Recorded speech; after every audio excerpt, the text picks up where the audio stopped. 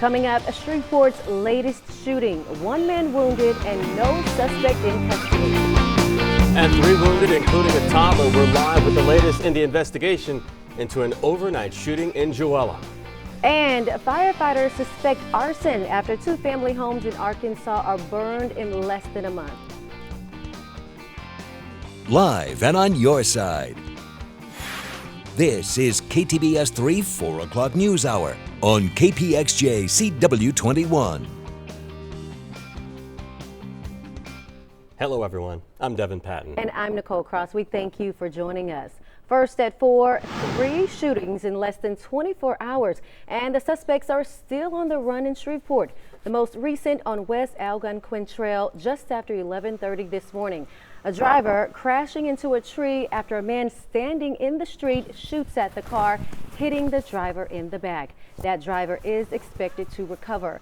Police searching the Cherokee Park neighborhood, but so far coming up empty-handed. We do know that this is a densely populated neighborhood. There are many people who live here, and fortunately no one else was injured. Hines says police believe the suspected shooter left the neighborhood. At more Shreveport violence, adding to that rising violent crime numbers, a drive-by shooting, this time leaving a toddler with gunshot wounds. 2 adults and a 2-year-old shot while they were in a car going down Jewella Avenue. The shots coming from someone inside of an SUV going in the same direction. The good news here is that all of the shooting victims should survive. Live at the scene of the crime, KTBS 3's Sierra Pizarro with more on this investigation. And Sierra, it seems the victims involved are not cooperating with police. That's right, making it that much harder to get to the bottom of this case. Police say that during questioning, it seems there's more to the story because the 2 adult victims involved are leaving some details out, making it that much harder for them and investigators, especially knowing this toddler could have been killed. They explained that the 3 were cruising down Jewella, the 1800 block, just before 12:30 this morning when the red SUV drove alongside, then started firing. 25-year-old Ladarius Anderson hit in the left shoulder. 26-year-old Renikia Bell shot in the hip, and the 2-year-old girl struck twice in the leg. All were taken to the hospital and will be okay. Now we're left with the investigation where pieces are still missing. The car the victims were riding in was abandoned following the shooting and has since disappeared. Anderson and Bell tell police they don't know each other nor anything about the description of the car or where it's located. What we still have questions about is where is the vehicle that they were in during the time of this shooting. We've not been able to locate that vehicle, and in speaking with both adults, they claim not to know the other party who was inside the car. So we still have a lot of questions. I'm trying to make sense of what took place. With those questions left unanswered, police cannot determine whether or not the scenario Anderson and Bell described is true, but Corporal Marcus Hines says they are working to get to the bottom of how this shooting started, despite the delay with those missing details. All right, thank you, Sierra, for that information on this ongoing crime investigation. Now, police say the weapon used in that shooting was a handgun, and as this investigation remains active, anyone with more information is asked to call Crime Stoppers. In other news, a masked man with a gun creating a scary situation in Texarkana, Texas. Police say a man walked into the Paradise Quick Stop in the 3400 block of New Boston Road wearing a black ski mask and armed with a small gun. He demanded money from the clerk and took off with the cash. Anyone with information should contact Texarkana Crime Stoppers. Southwest Arkansas authorities suspect arson after 2 family homes were burned in less than a month. Both homes are located off Highway 19 in Nevada County. KTBS 3's Julie Parr is live at the Nevada County Sheriff's Office. And Julie, the most recent fire happened last weekend. Yes, that's right, Nicole. The fire happened Saturday in Nevada County. The homeowners and the sheriff's office do not believe that this fire was accidental. The Hill family was attending a benefit Saturday evening for Tina Hill's daughter, whose home caught on fire last month when they got the call that another home on their property had gone up in flames. Authorities discovered an accelerant throughout the home, a gasoline can on top of the freezer, and a gas cap on her daughter's bed. The Hill family initially believed the first fire on their property was accidental, the one that happened in May, but are now fearful something more malicious is going on. We don't know We leave the house if we're going to come back and find something else burnt, or we don't know if they're going to start making sure somebody's here so they can start taking lives. I mean, I do fear that. Fortunately, no one was injured in either fire. The exact cause of the fire for both homes is still under investigation. Reporting in Nevada County, Julie Parr, KTBS 3 News. Julie, thank you. I'm just so glad no one was hurt. Now, if you have any information on this case, contact the Nevada County Sheriff's Office. Well, the search is over for 2 teens who ran away from the Johnny Gray Jones Youth Shelter in Bossier City. Police there say 13-year-old Connor Calhoun and 14-year-old Willis Crawford were both located unharmed. Well, we have partly cloudy skies, pretty decent weather once again across the Arklatex. Good afternoon, folks. Hope all is well with you. Tower cam shot showing downtown Shreveport and some puffy cumulus clouds there. 89 our current temperature, wind southeast at 8, humidity at 52%. Feels like 94 in the shade. It's starting to get a little more muggy out there. 89 has been our high so far. Still below average, but probably by the latter part of the afternoon, early evening, we'll reach the lower 90s. Got a couple of thunderstorms working to the northwest, and there's a slight chance that we'll see some rain out of those for the evening. We can count on it, but still, if you're out the area waterways, you hear thunder, well, let those thunderstorms pass. Moving to the northwest at 20, so a slight chance of rain through the evening. Then overnight, just partly cloudy and quite humid with temperatures only in the mid-70s. Next couple of days, we will see a few widely scattered showers and thunderstorms as a weather disturbance passes by and a sea breeze comes up. But it dries out though as we head toward the 4th of July. Detailed forecast plus a look at our weather watcher information here in just a few moments. Back to you. All right, thank you, Joe. Okay. All right, let's take a look outside at the Waze traffic tracker, see what's going on out here. We actually have several reports of crashes in Shreveport, a major crash on I-20 East in Shreveport. No doubt probably causing some backups there. And then a minor crash on East 70th Street in Shreveport. That can cause some backups there in that busy part of town. So those are 2 areas that you might want to avoid if you're making the commute in just a little bit. Staying outdoors, the Arthur Ray Teague Parkway Trail is now 7 miles long. A ribbon-cutting ceremony this morning officially opened a 2-mile extension of the trail beside the Arthur Ray Teague Parkway. The extension cost $1.2 million to build. Commissioner David Jones says nearly 30,000 people visit the trail during the summer months. He says people can now enter the trail at different points. You don't have to do the whole 7 miles.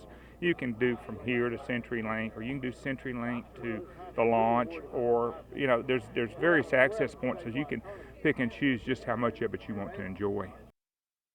Okay, you have some options. A team representing Bossier City and Bossier Parish led that project. Next, they plan to redesign the boat launches so they're better protected from rising floodwaters. I'm going to take a wild guess and say that Joe will probably be the first person hit that to trail. do the whole 7 miles. He's so impressive. Yeah. All right, still ahead in your KTBS 3 4 o'clock news hour. The suspects have been caught. That's right, 4 of them. They're accused of brutally attacking 2 tourists in the French Quarter. We've got the latest details. Yeah, he said they were going to get him. And Arkansas preparing for a marijuana cultivation. Next on the agenda is zoning. And we've got the details.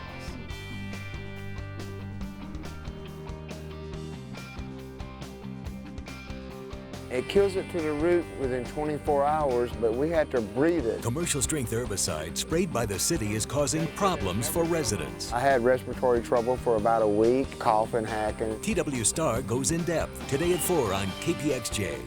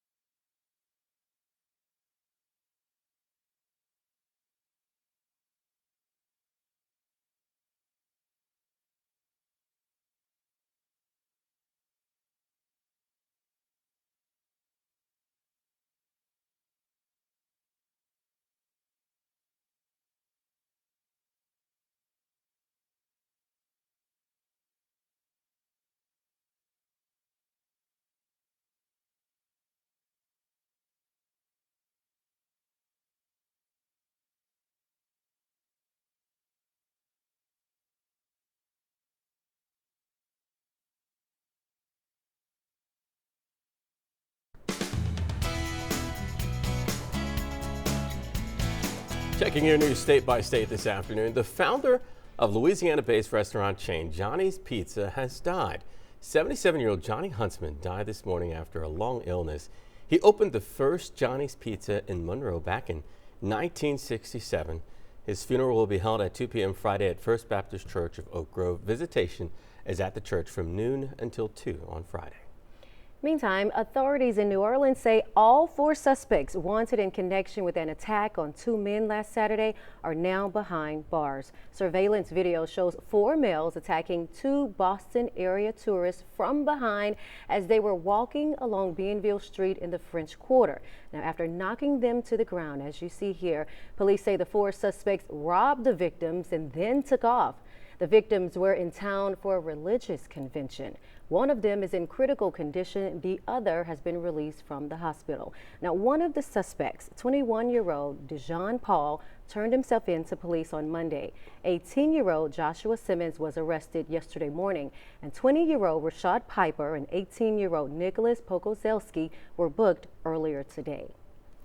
A Texas police officer has fatally shot a domestic violence suspect after investigators say the man pointed a gun at them. Amarillo police say Jason Herrera died at the scene last night. The spokesman says 2 officers responded to a trespassing call and found Herrera in the parking lot. Witnesses say he fought with the officers who used a taser on him, but he then broke free and pointed the gun at them. Well, the city of Texarkana, Arkansas is preparing for the possibility of medical marijuana sales. Arkansas voters elected to legalize medical marijuana in November 2016. The city is now working to establish zoning and permitting rules for medical marijuana businesses, which may submit applications for state operating licenses beginning on Friday. The state's new Medical Marijuana Commission dictates that a cultivation center must be at least 3,000 feet and a dispensary at least 1,500 feet from any school, church, or daycare. We're pretty limited, really, in what we're actually going to be able to do with this. The state has laid out a very defined area of what can and cannot be done. The Planning Commission expects to finalize their recommendations at a workshop in July, and a proposal could go before the board in August. Okay, coming your way, headlines across the nation. That's right. More debate on the GOP health care bill. Leaders hope more time is what's needed to gain more votes. Who's in support and who's against the plan? And a man in Georgia taking matters into his own hands after a suspect tried to rob him and his son.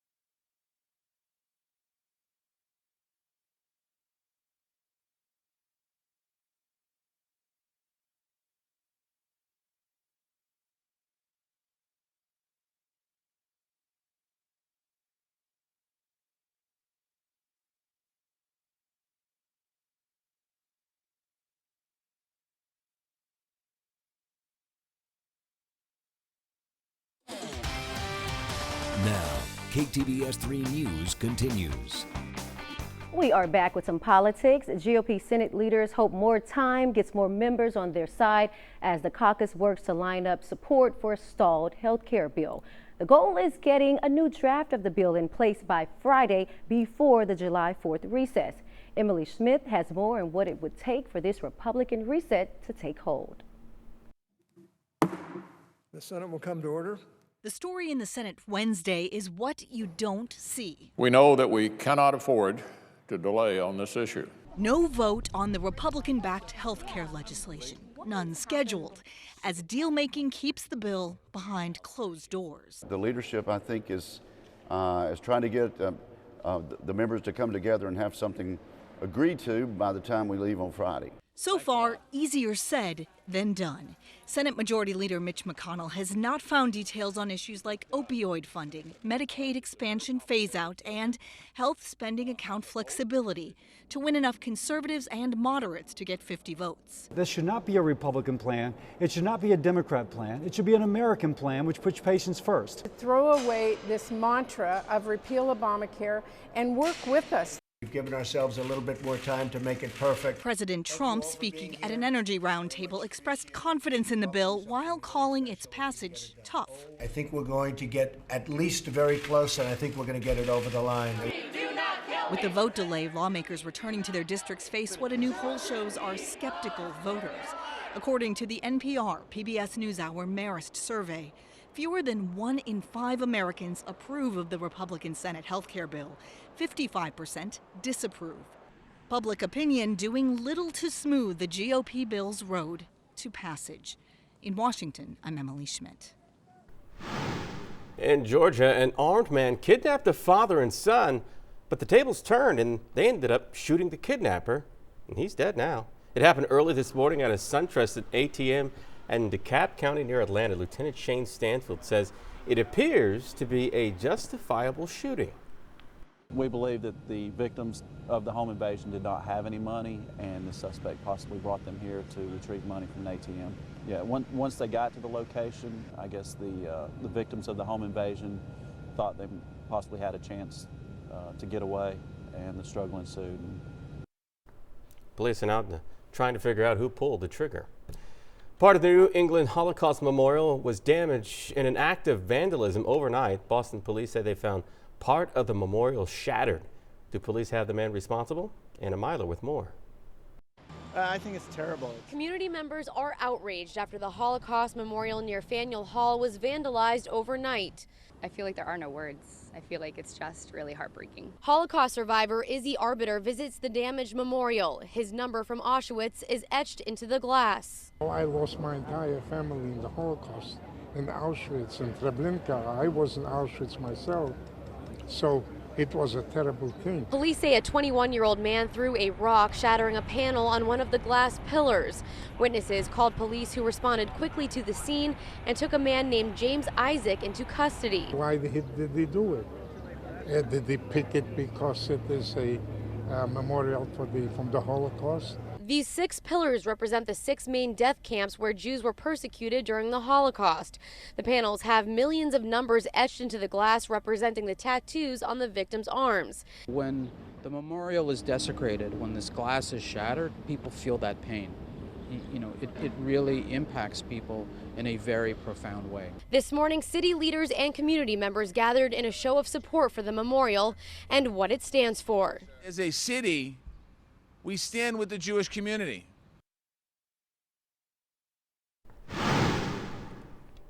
In world news, the Israeli Air Force struck 2 Hamas military targets based in northern and southern Gaza. The airstrike was in response to a rocket launched in southern Israel by Hamas-controlled areas earlier this week. So far, no injuries or damages have been reported on either side of the attacks. London's Metropolitan Police have identified another victim of the Grenfell Tower fire. 65-year-old Anthony Disson was among dozens of people killed when the building burned down on June 14th. He leaves behind a large family, including 1 grandchild he will never get to meet. A criminal investigation is underway into that tragedy. Now, the police investigation is focused now on how the blaze started, how it spread so fast, and whether any person or organizations should be held responsible. And on a lighter note, President Trump and First Lady Melania will visit Paris on Bastille Day, which is July 14th. White House officials say the president accepted an invitation today from his French counterpart, Emmanuel Macron. President Trump will attend a Bastille Day parade in the French capital, marking 100 years since the U.S. entered World War I. And American soldiers will march with their French brothers in arms. The White House says the visit will reaffirm the powerful links between the two nations. And on a juicy note, yes, we are preparing for the first news versus eating news steak cook-off. I am your captain. It's about to go. And then get flipped and grilled, right? All that good stuff. It's coming up, but will the weather hold up? Yeah, we hope it will. I hope so too. Joe lets us know next.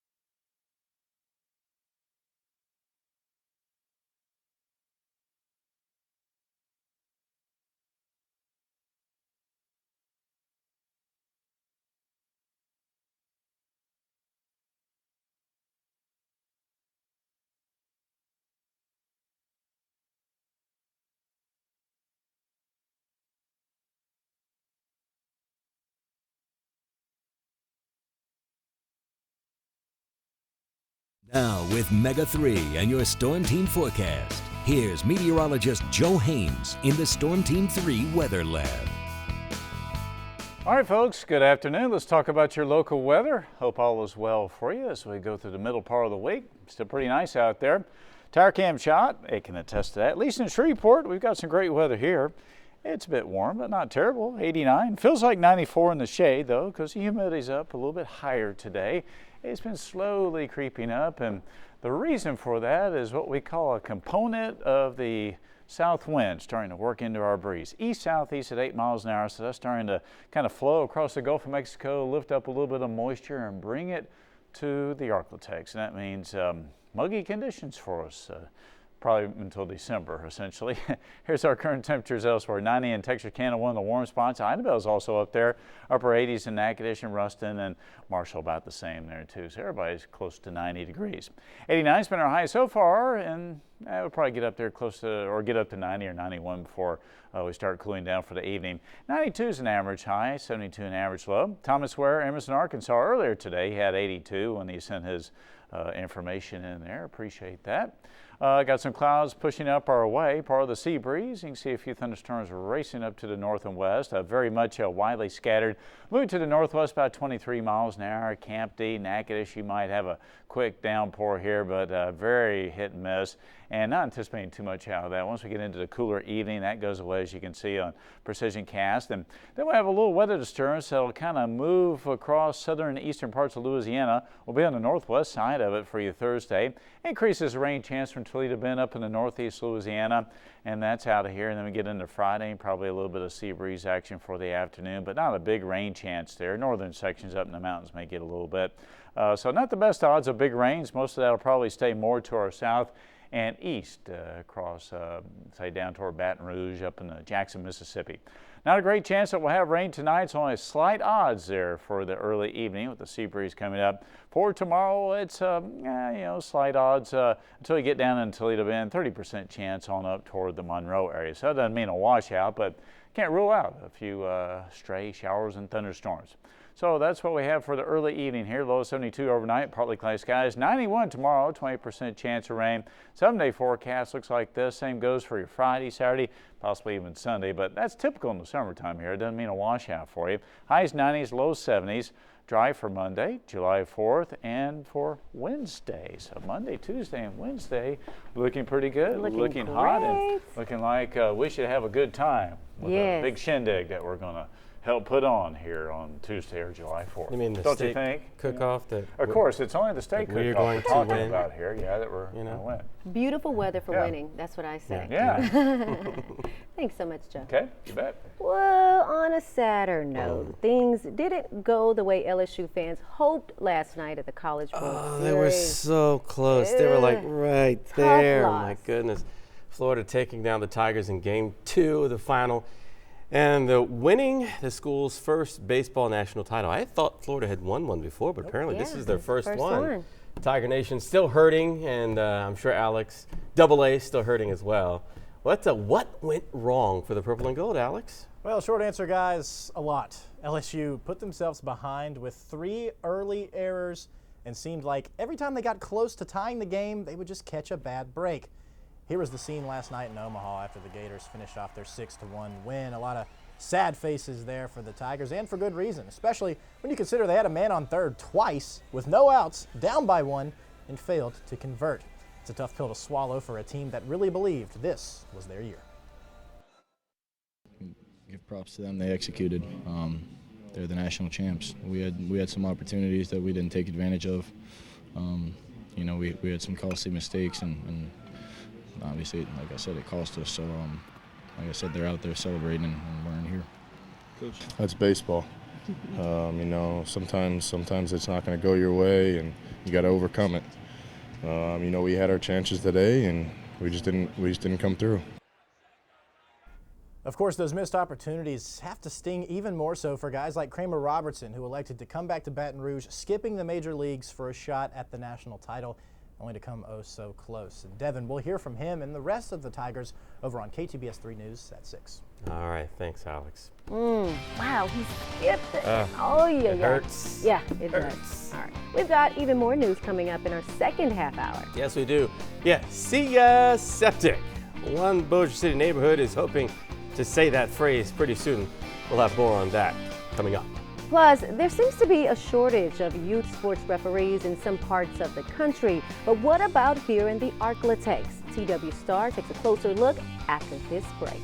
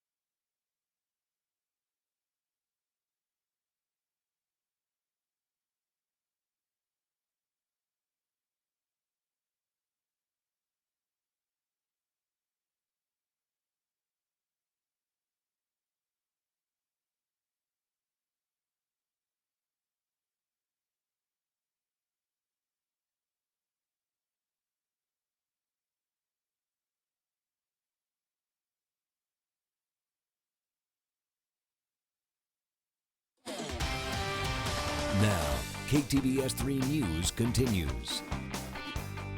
Hello, everyone. I'm Nicole Cross. And I'm Devin Patton. We thank you for staying with us. Okay, goodbye to septic tanks. Hello, sewer system. That's what residents in one Bossier City subdivision are hoping to say very soon. Bia Rodon with more on this story. She joins us now. Hey, Bia. Hi there, Devin. I'm live here at Hope Street in South Bossier, and what you can see behind me here is a one-street subdivision with only a little over a dozen homes. The street was annexed into the city limits 30 years ago. People here pay city taxes, get city water, and trash pickup, but they're not connected to the city's sewer system. After requests from residents tired of maintaining and repairing outdated septic tanks, the city is now considering hooking them up. In their most recent meeting, Bossier City Council went over a proposed ordinance that will allocate $350,000 to hook up these homes. Most were in favor, but an old ordinance was brought up in the meeting. It's saying the city can only fund half of the cost to hook up homes on annexed property. So will this prevent the new ordinance from going through? Councilman Scott Irwin says he doesn't think so. The intent of that ordinance was really concerning new development and annexing land into the city. So if you had a new subdivision come in, we want to make sure that it has city water and sewer put in by the developer. But this problem on Hope Street is a long-standing problem. And the city has fixed problems like this in the past.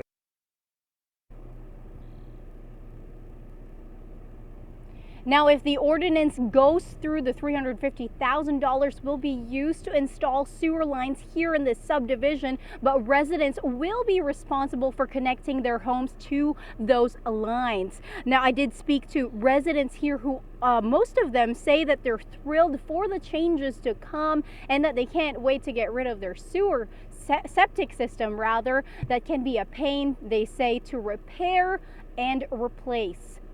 Live in Bossier, Bia Rodon, KTBS 3 News. Back to you. Pain in more ways than one. Thank you, Bia, for that live report. Now, Bossier City Council will consult with the city attorney and talk about the ordinance again at their next meeting on July 18th. Okay, for the weather, well, let's talk about it outside. Pretty nice conditions across the Arklatex, including in Shreveport Bossier. Temperature, well, it's getting up near 90. Got plenty of sunshine out there. It's a pretty summer day. Winds out of east-southeast at 8 miles an hour. That southeast component is helping to make it muggy out there. And so far, we are at our maximum temperature after a low of 69. So still in the 60s this morning. Got a couple of thunderstorms with the sea breeze rolling up through the old Toledo Bend country there near Natchitoches over toward Winfield, Alla. Moving to the northwest about 25 miles an hour. A few folks may get a sprinkler or a clap of thunder, but these are very much hit and miss, and only a slight chance that we'll get anything out of that activity as we go through the evening. That's typical in the summertime around here. Temperatures will be in the 80s, and then we're in the 70s overnight. Winds out of the southeast at about 5 to 10. So all in all, it's just a nice summer afternoon, a nice start to our summer evening. How the rest of your forecast coming up? I was waiting for you to say an average Joe day. Well, let me take these glasses off here. Average Joe. Average Joe day. Thanks so much, Joe. You're welcome. Well, anyone who's been around youth sports knows it can get heated sometimes between the officials and the parents. But is that what's leading to a shortage of officials across the country? KTBS 3 CW Star spent some time with a local official in charge of umpires to see if this is a problem here locally. Take a look. Son, hit the ball. Come on, Dad! Is that the best you can do? That's pathetic! I don't even know why you bother showing up! Why can't you be more like Jimmy's dad? All the other parents are gonna laugh at you! You make me sick! A funny yet poignant PSA addressing parents' behavior at youth sporting events. Some say verbal abuse of officials at youth sporting events from parents and coaches is causing a referee shortage in some parts of the country. In New York, for example, a declaration of a problem, a shortage of officials, and a call for help. There's pressure from the coaches, parents, and there's aggravation involved. A simple search of youth sports and officials will bring up countless articles of shortages and abuse of officials that's creating a smaller pool of officials in some areas. Travel ball, for some reason, has the attitude of being more competitive.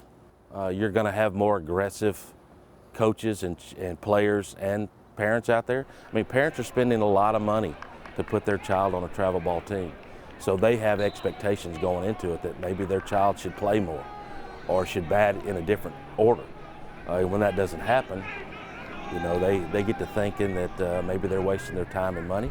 So they get a little attitude about things. And the only way they can do that is to take it out maybe on the umpire. With that said, Mr. King believes experience is key in handling situations on the field. A seasoned umpire knows how to control the coach, the team, and the fans. And if you get a younger guy out there that's not as seasoned, he may let some of the comments from the fans get to him. And once you start chattering with the parent, it just escalates. As for an umpire shortage at Bossier Little League, which had about 1,000 kids playing this season, I spoke with league president David Schwack. He said they don't have a shortage because they pay well and they have a very specific code of conduct. The UIC, or umpire in charge, agrees. And out here, specifically at Bossier Little League, if an umpire encounters an unruly parent or fan, we simply just walk over to the coach of the team that fan is rooting for and just ask them to calm them down. We give them one chance to calm them down and to quiet them. And then if they don't, then we take over and generally ask them to leave the park. Fortunately for us, that's always worked. We've never had to take the next step, which would be calling law enforcement to come out and escort them off the field. TW Star, KTBS 3 News. Now, as for training the officials at Bossier Little League, they have a clinic about a month before the baseball season begins. They teach the umpires about on-the-field techniques for making calls, how to ignore comments from off the field, and not getting into a discussion with any of the fans or parents because it only fuels the fire. Yeah, it's and just, I've seen it. Yeah. It gets really heated. Parents just get so into it because, you know, it's their kids. You just got to find that line. But the kids are watching, Yeah. and we have to be role models. So, that is good so story true. from TW Star. All right, still ahead, we take a look at the closing bell. Plus, a truck crash leads to an unusual discovery. Thousands of recalled cars. We'll tell you where they came from and what happens next. And if you had a whole lot of cash to put in it, you probably could afford this money clip. Yeah, the cost of it, jaw-dropping. We'll tell you when we come back.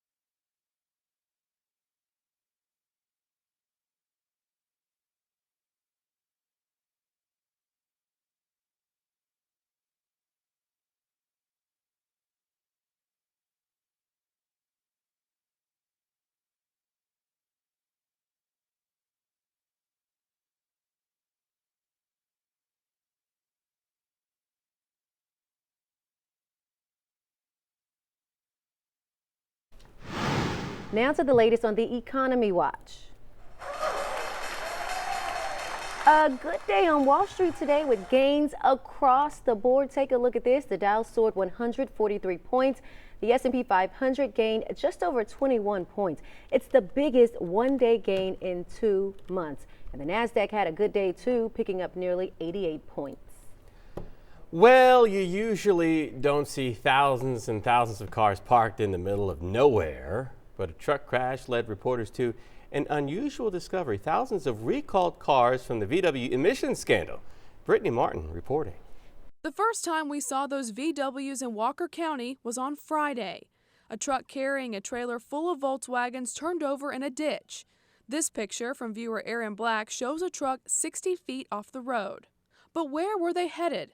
Just 15 miles away, we discovered a lot filled with thousands of Passats, Jettas, and Beetles. Anytime you drive by and you see thousands of Volkswagens just sitting out along the road, you wonder, why are they there? Walker County spokesperson Joe Legee says Volkswagen contacted them at the beginning of this year. They need a place to store the vehicles while they work on an emissions fix for all of the vehicles that were recalled. In 2015, the Environmental Protection Agency found the company was cheating on emissions tests.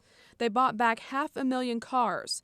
Legee says VW heard Walker County had a lot of empty land. They are being stored on private property, so they contacted our development authority to find out what sites we had available, and then we helped coordinate with the private property owners. Some of them are at the old Barwick Archer plant near Kensington. The rest are at the old Bluebird factory near the airport in Lafayette. They're storing about 9,000 on this site. Legee says they're bringing cars here from all over the country.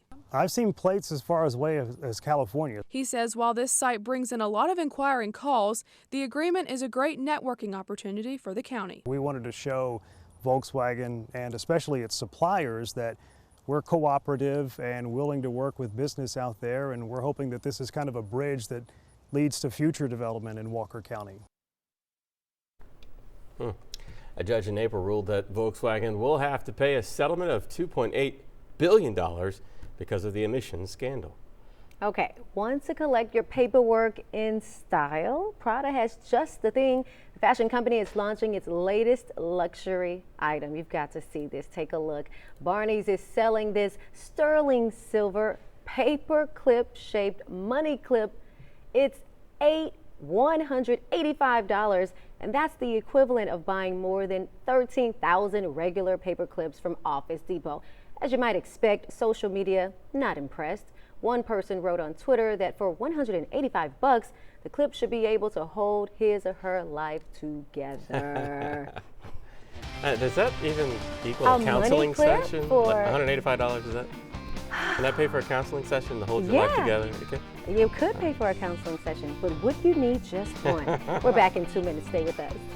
It kills it to the root within 24 hours, but we have to breathe it. Commercial strength herbicide sprayed by the city is causing problems for residents. I had respiratory trouble for about a week, coughing, hacking. TW Star goes in depth Friday at 4 on KPXJ.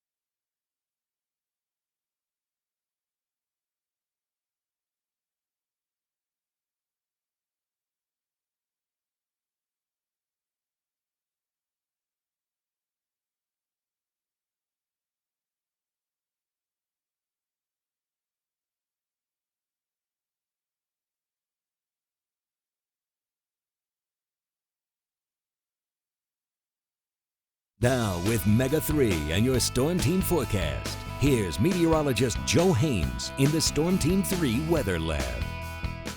It's a nice start to the rest of our day. A beautiful summer day that is. Let's talk about it. Plenty of sunshine, got a few clouds out there, but otherwise great looking weather.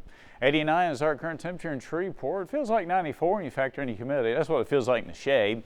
And the humidity, well, it's about 52%, wind southeast at about 8 miles an hour. Elsewhere across the Arklatex, we got 86 in Natchitoches, 88 there in Marshall, lower 90s up toward Idabel, and Texarkana checking in at 90. Ruston is at 88. And so far in Shreveport, 89 has been the high. 92 is considered average. Probably warm up a degree or two before the sun starts going down across the western sky there, but otherwise it's not a bad day. Record high 102 back in 2009. Weather Watch report 69 to 89. That was the temperature range so far there in Lone Star, Texas, according to Bill Hicks. It's been a dry day for him. Another report, we got Ronnie Vale in Ruston, Louisiana, 65 to 89. And all is well out his way. Got a few clouds working up our way, and part of the sea breeze, little weather disturbance also along the coast, kind of working to the northeast. Got a couple of thunderstorms, very much hit and miss, stretching from near Toledo Bend south of Manny. This is typical in the summertime here near Natchitoches over toward Winfield. All this activity moving to the northwest at about 20 to 25 miles an hour, and some folks may get a stray shower or an isolated thunderstorm, but very much hit and miss, as you can see there in Precision Cast. Not all that excited about it.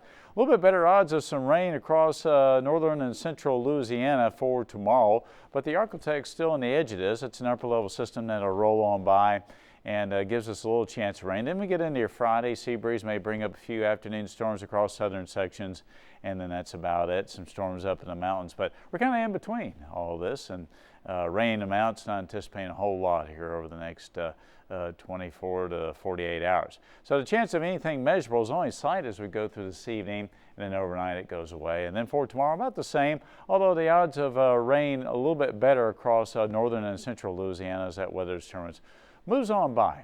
Okay, here's forecast. It's an easy one. Only slight possibility of rain next couple days. Highs in the lower 90s, lows in the low to mid 70s. Winds generally out of the south to southeast at about 5 to 15. Slight chance of rain through Sunday. Then you're looking at dry conditions Monday, the 4th of July, and Wednesday. Still in the 90s, highs, nighttime lows in the 70s. Pretty close to where we should be for this time of year. I'm just glad we haven't hit the dreaded triple digits. Yeah, so far they're coming. So far so good. So far, yeah, so it will good. come. I'm sure they're on the way. Yes. Yeah. Thanks so much, Joe. Okay. All right, coming up, it's health news. That's right, we got Health Watch 3. Have you been doing too much sitting? That's not good. But is it bad for your health? I mean, for real though, is it bad? The results of a new study suggest it just could be. Also on the way, a warning about a new feature on Snapchat, why parents need to be wary.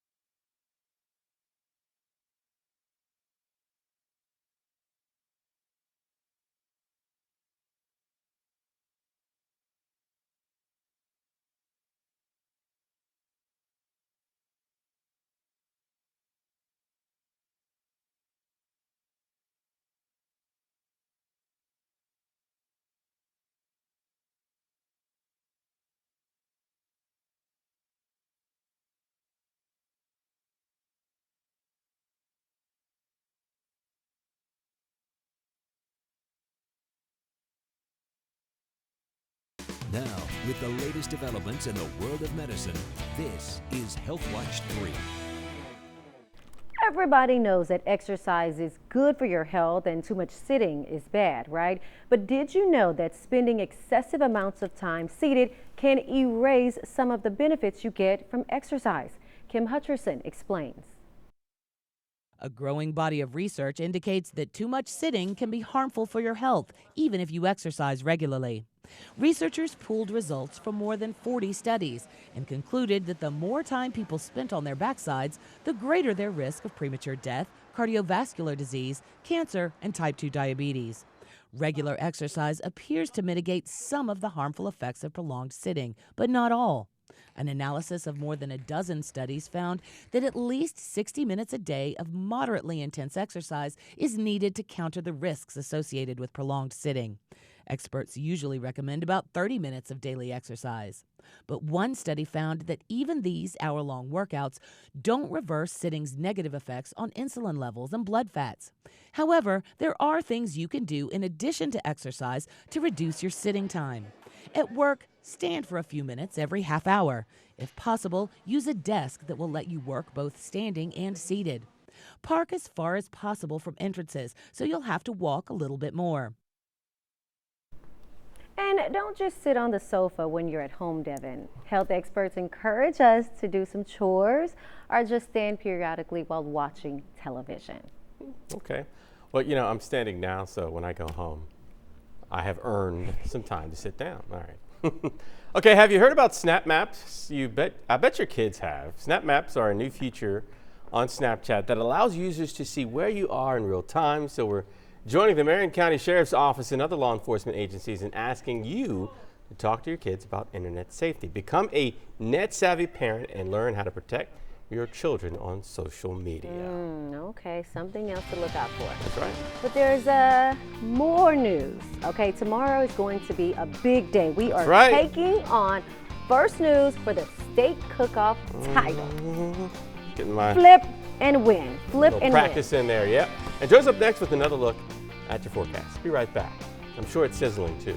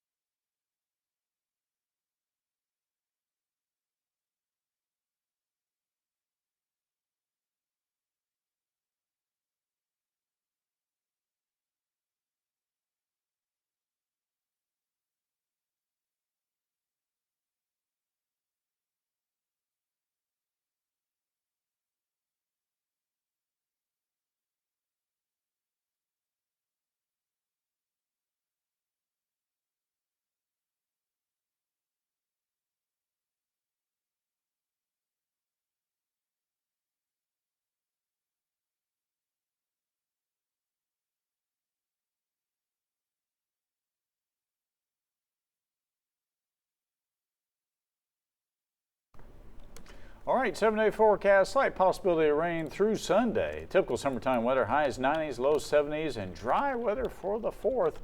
And hot as a firecracker. Hot as a firecracker. Yeah, get that. That's pretty good, huh? Good, or those Jeff. steaks we'll be eating tomorrow. Thank you for That's true. joining Yeah. us. We'll see you next time. Can't wait.